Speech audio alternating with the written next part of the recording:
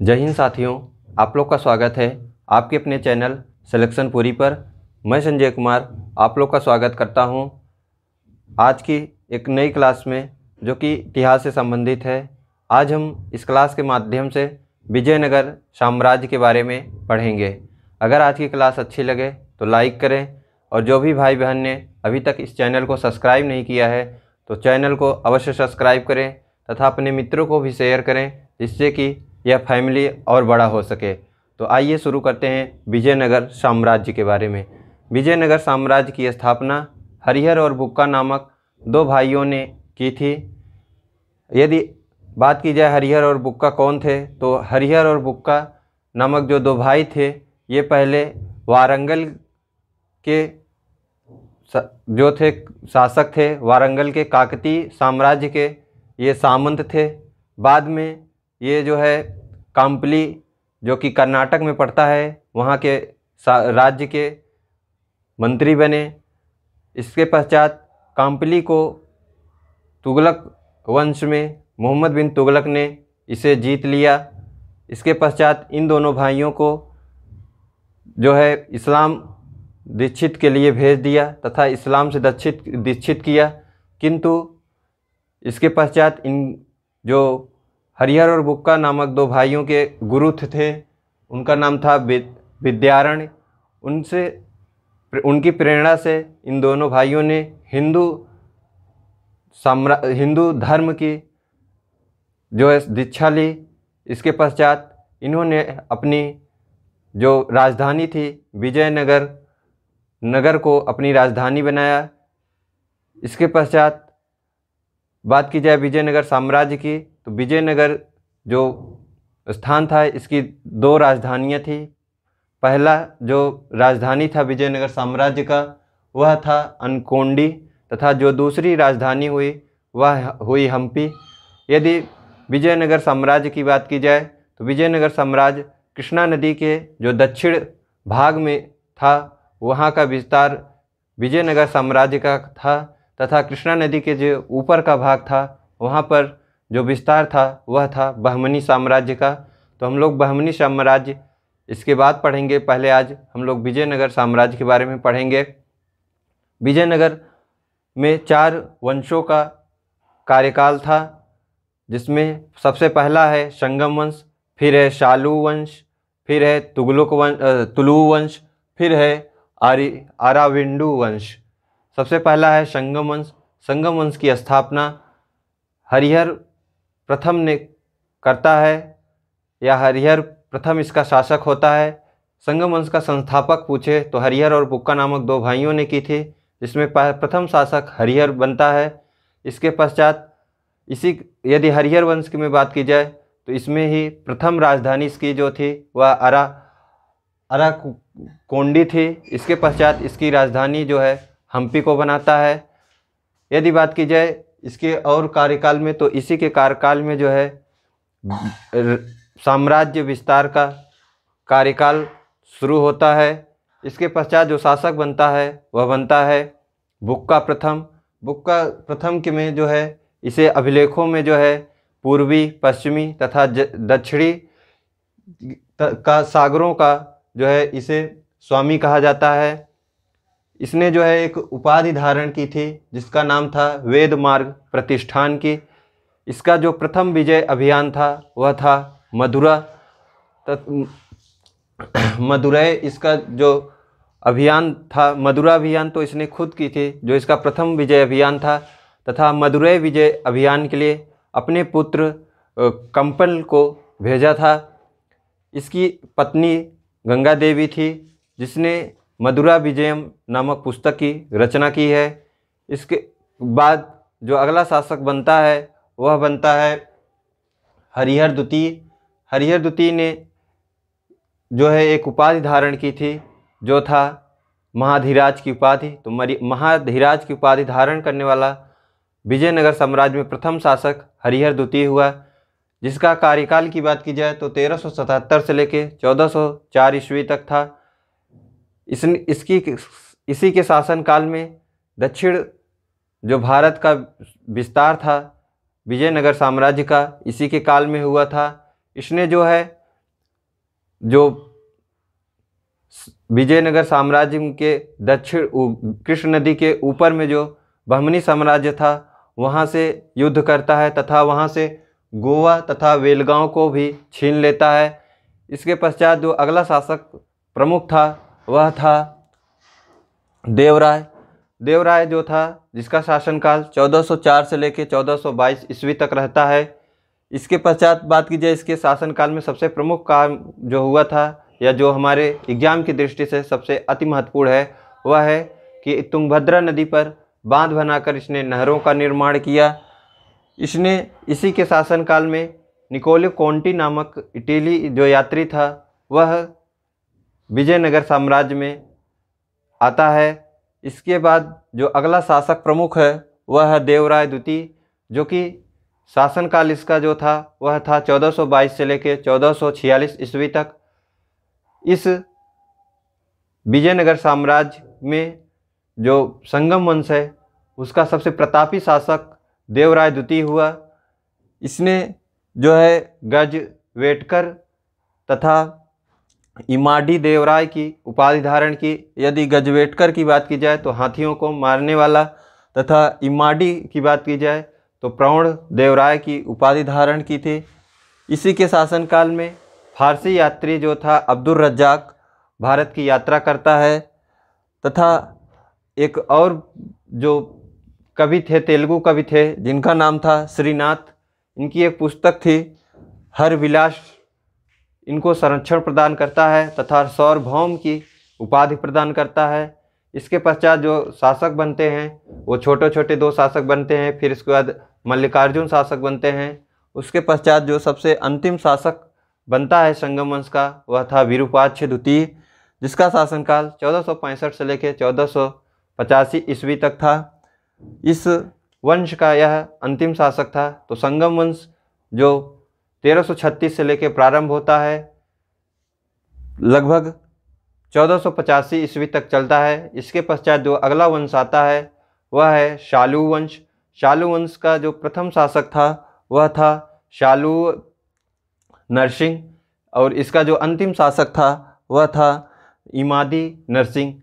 तो शालू वंश से सब कुछ कोई खास क्वेश्चन नहीं पूछता है, बस यही क्वेश्चन पूछता है कि शालू वंश का संस्थापक था कौन था, तो शालू नरसिंह था। आइए हम लोग एक बार फिर से जो है रिकॉल कर लेते हैं, जो भी मैंने आपको बताया उसे पॉइंट वाइज देख लेते हैं, जिससे कि कोई भी क्वेश्चन एग्जाम में आए और छूटे ना हम लोग से। तो सबसे पहला है हम लोग का, यदि बात की जाए विजयनगर साम्राज्य की, तो इसमें 4 वंश स्थापित हुए। पहला था संगम वंश, दूसरा है शालू वंश, फिर है तुलु वंश, फिर है अरावी कुंडू वंश।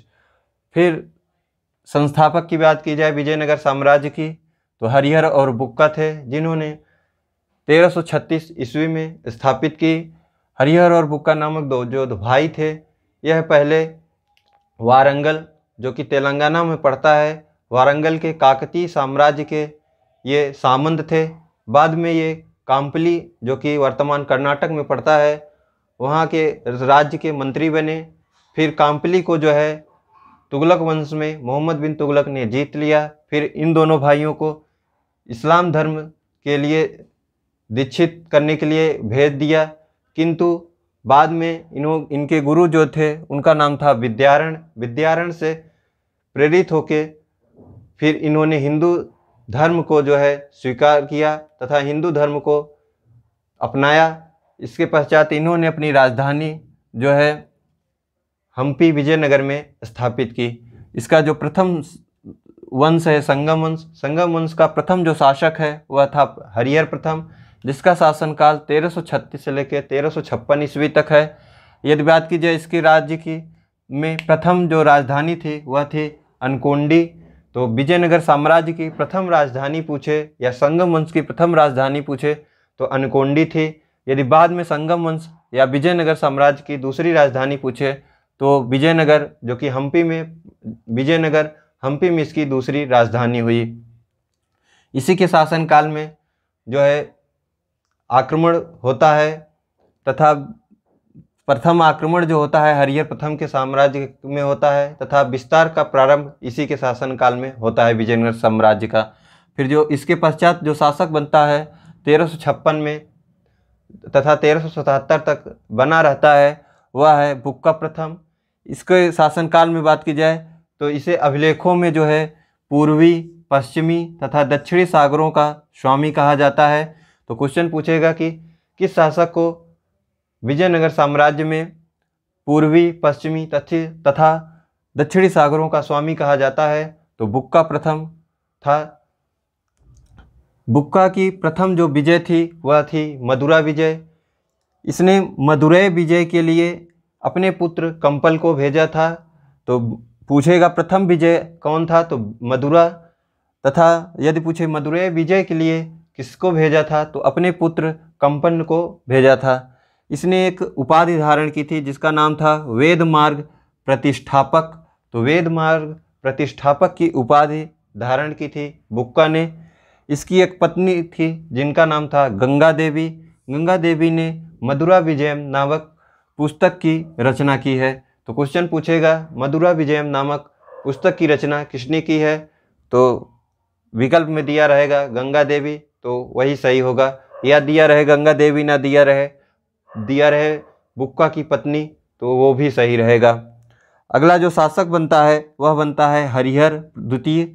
हरिहर प्रथम पहला था, फिर हरिहर द्वितीय। इसका शासनकाल 1377 से लेकर 1404 ईस्वी तक रहता है। इसने महाधिराज की उपाधि धारण की थी।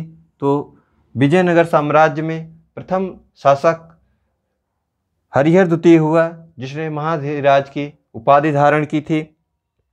इसने संपूर्ण दक्षिण भारत पर साम्राज्य का विस्तार किया। इसने बहमनी राज्य से वेलगांव और गोवा को भी छीन लिया। तो यह प्रथम शासक था जिसने वेलगांव और गोवा को भी छीन लिया तथा विजयनगर साम्राज्य में स्थापित किया। फिर अगला जो शासक बनता है प्रमुख वह है देवराय प्रथम, जिसका शासनकाल 1404 से लेकर 1422 ईस्वी तक रहता है। इसने जो है तुंगभद्रा नदी पर बांध बनाकर नहर का निर्माण कराया। तो क्वेश्चन पूछेगा कि तुंगभद्रा नदी पर बांध बनाकर कौन से शासक ने नहरों का निर्माण किया? तो आंसर होगा देवराय प्रथम ने। इसके शासनकाल में एक इटली यात्री निकोलस कॉन्टी जो है भारत में विजयनगर साम्राज्य में यात्रा के लिए आता है। फिर अगला जो प्रमुख शासक है वह है देवराय द्वितीय, जिसका शासनकाल 1422 से लेकर 1446 ईस्वी तक है। इस वंश का यह सबसे प्रतापी शासक था। तो क्वेश्चन पूछेगा कि संगम वंश का प्रथम शासक कौन था? तो इसका आंसर होगा हरिहर प्रथम। यदि पूछे कि संगम वंश का सबसे प्रतापी शासक कौन था? तो देवराय द्वितीय, जिसका शासनकाल 1422 से लेकर 1446 ईस्वी तक था। इसने गजवेटकर तथा इम्माडी देवराय की उपाधि धारण की थी।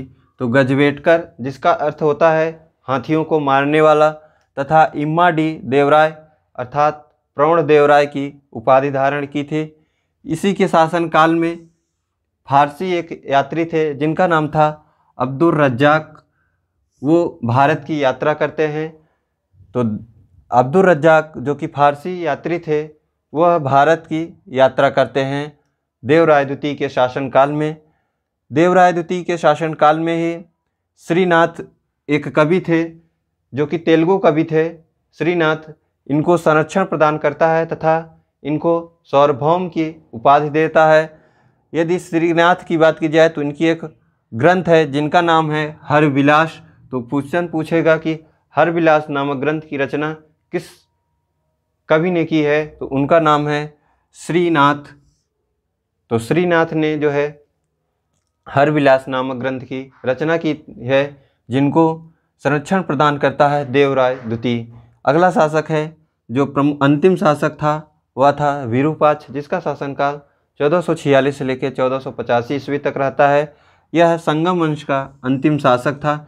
इसके पहले अगर बात की जाए विरूपाक्ष से तो मल्लिकार्जुन भी शासक बनते हैं, लेकिन उनसे हमारे एग्जाम में कोई क्वेश्चन पूछता नहीं है तो हम उसको नहीं लिखे हैं। जो हमने लिखे हैं फैक्ट वह एग्जाम की दृष्टि से अति महत्वपूर्ण हैं, जो हमारे एग्जाम में बार बार पूछते हैं।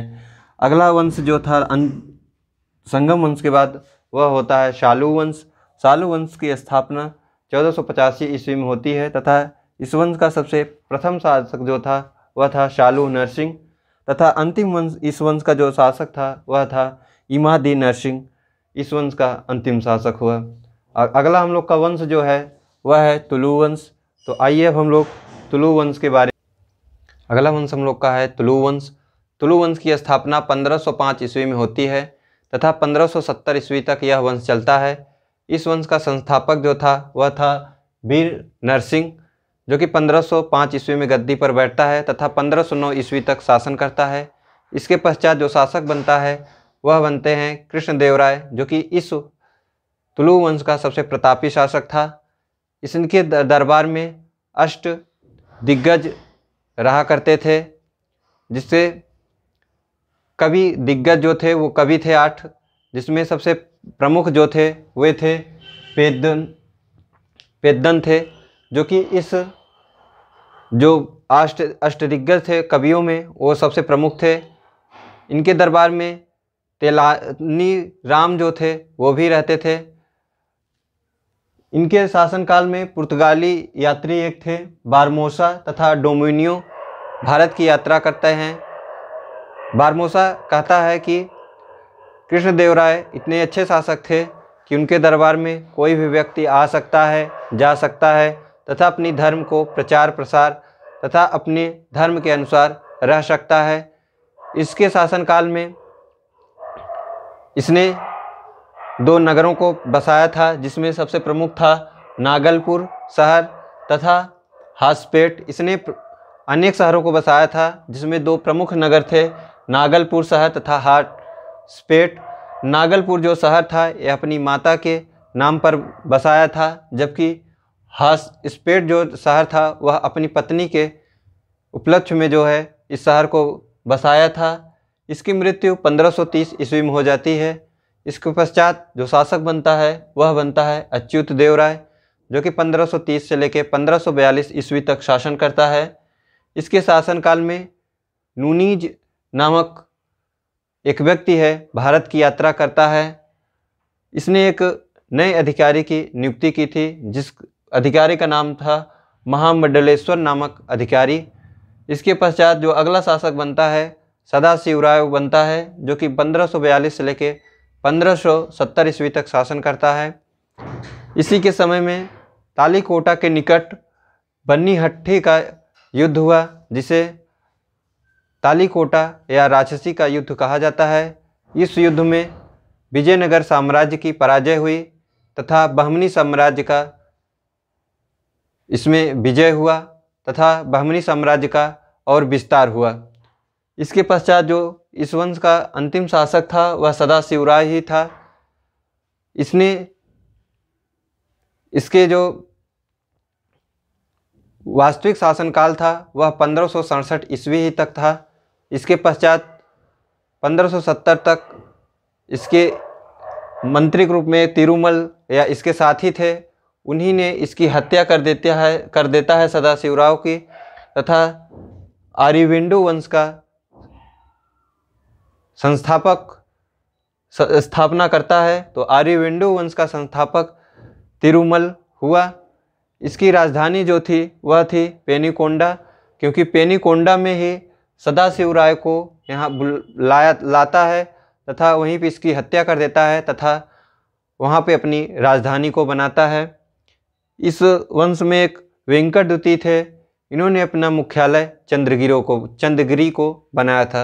आइए हम जो बताए आपको देख ले, कुछ फैक्ट हैं उसको भी जान लेते हैं जो हम बताते वक्त भूल गए हैं। तो आइए देखते हैं। सबसे पहला है तुलु वंश। तो तुलु वंश की स्थापना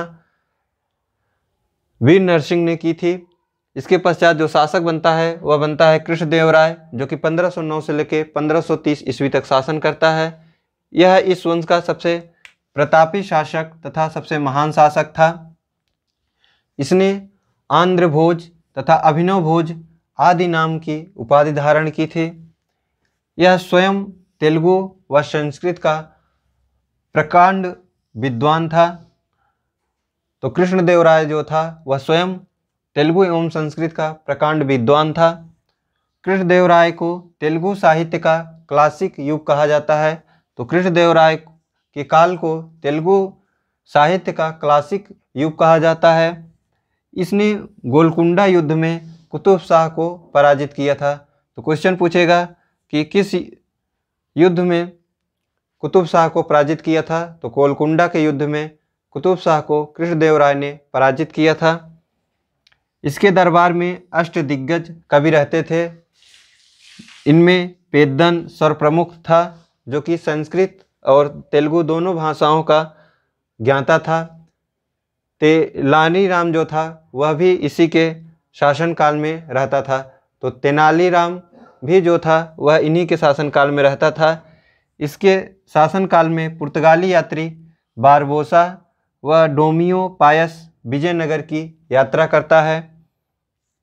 बाबर ने अपनी आत्मकथा बाबरनामा में कृष्णदेवराय को का एक महान शासक तथा महान व वीर शासक के रूप में वर्णन किया है। तो बाबर ने अपनी आत्मकथा में नाम जो था बाबरनामा उनमें कृष्णदेवराय को महान व वीर शासक के रूप में वर्णन किया है। इसने हजारा मंदिर व विट्ठल स्वामी मंदिर का निर्माण कराया। तो यह सबसे महत्वपूर्ण है कि हजारा मंदिर व विट्ठल स्वामी मंदिर का निर्माण किसने कराया था। तो कृष्णदेवराय ने कराया था। क्वेश्चन पूछेगा कि किसके दरबार में अष्टदिग्गज कवि रहते थे। तो कृष्णदेवराय। यदि पूछे अष्टप्रधान किसके दरबार में रहते थे, तो शिवाजी के दरबार में रहते थे, जो कि मराठा साम्राज्य के प्रमुख थे। इसने नागलपुर शहर तथा हासस्पेट नामक शहर को बसाया था। इसकी मृत्यु 1530 ईस्वी में हो जाती है। इसके पश्चात जो शासक बनता है वह बनता है अच्युत देवराय, जो कि 1530 से लेकर 1542 ईस्वी तक शासन रहता है। इसके शासनकाल में जो सबसे प्रमुख था वह था नूनीज, भारत की यात्रा करता है, जो कि एक घोड़े का व्यापारी था। इसने जो है महामंडलेश्वर नामक एक नए अधिकारी की नियुक्ति की।